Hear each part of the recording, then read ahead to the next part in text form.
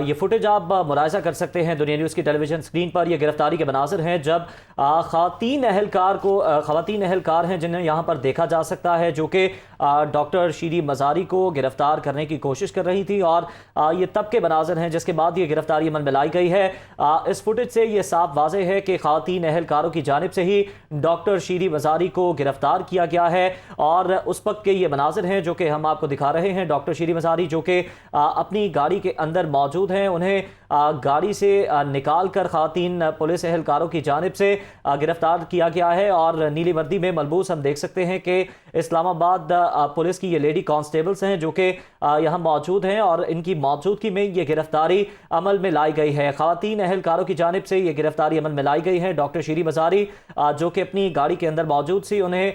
گاڑی سے نکالا گیا جو یہاں پر خواتین پولیس اہلکار تھیں ان کی جانب سے، اور پھر باقاعدہ طور پر انہیں گرفتار کیا گیا،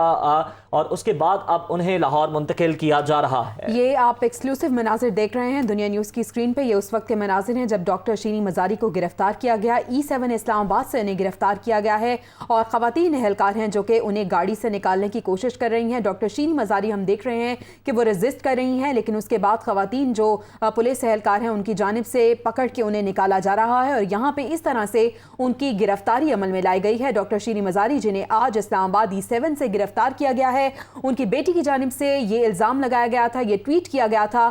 کہ یہاں پہ میل افسران تھے جو کہ ان کی والدہ کو تشدد کے بعد